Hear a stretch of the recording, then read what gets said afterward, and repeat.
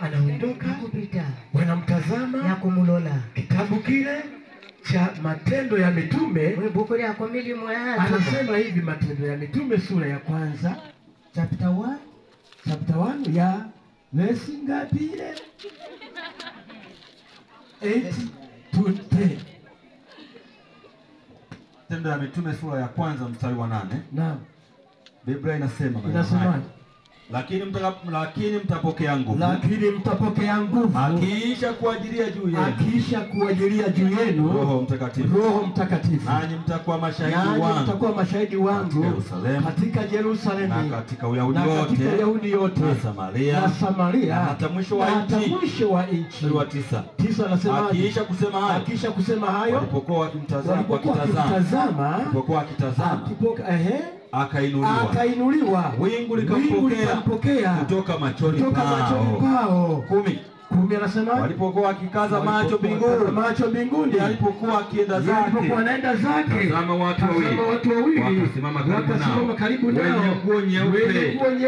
11 wakasema enyi watu wa Galilaya, wamesimama mkitazama mbinguni huyu Yesu aliyechukuliwa kutoka kwenu kwenda juu mbinguni, atakuja jinsi hiyo mlivyomwona akienda zake mbinguni. Wapendwa, Yesu anakuja. Yachuzane Yesu akwiza.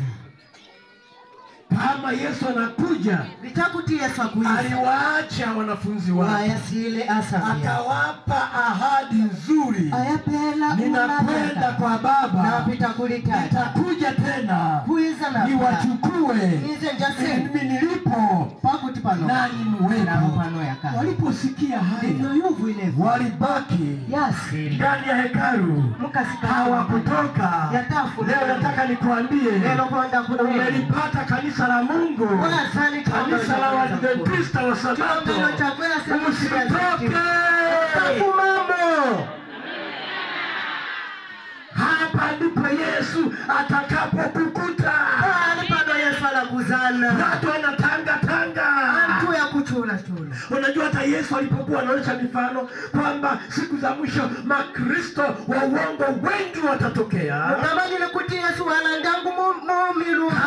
wangefufuka mitume, kama mitume wangefufuka, waone watu wanasali Jumapili, waone watu wanabatiza maji kichwani, waone watu wanaomba kwa masanamu, waone watu wanakula nguruwe na kambare, Petro angeshangaa, angazunguka sana, Yakobo angeshangaa, wote mitume wangeshangaa.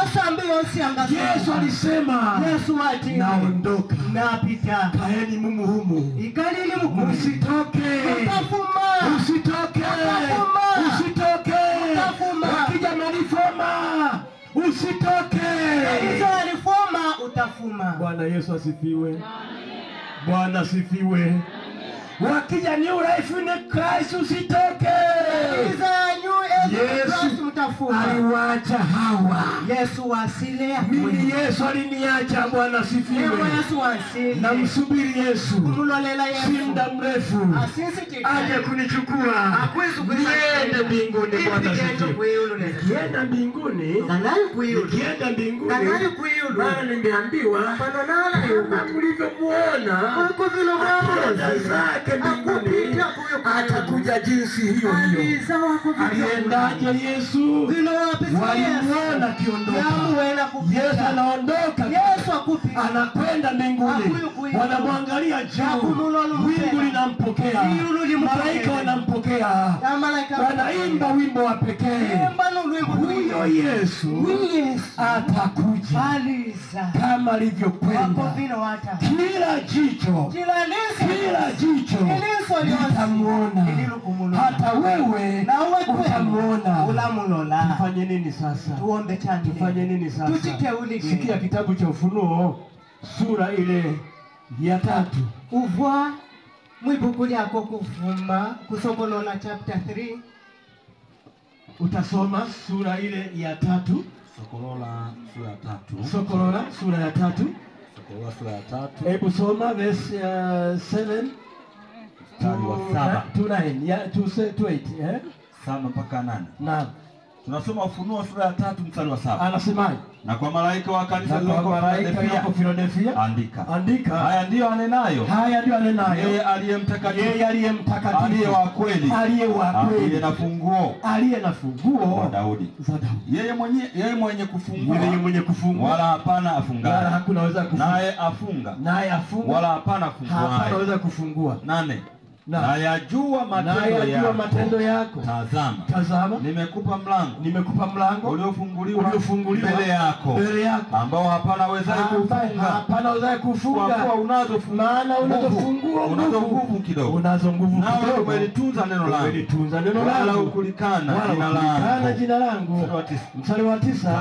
Tazama. Nakupa walio wa sinagogi la Shetani. Wasemao kwamba ni Wayahudi. Nao sio, bali wasema uongo. Tazama.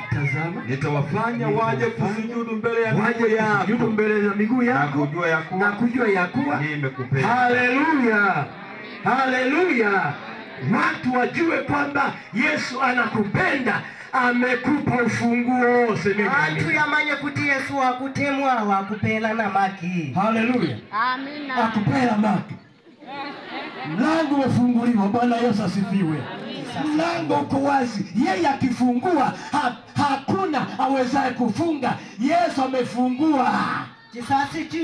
Kama Yesu amefungua, Waadventista wa Sabato tumeuona mlango. Haleluya.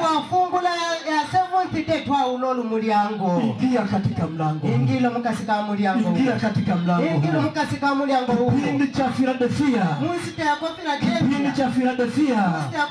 Baada ya giza kuu, Mungu akafungua mlango ili kanisa la Waadventista wa Sabato lionekane.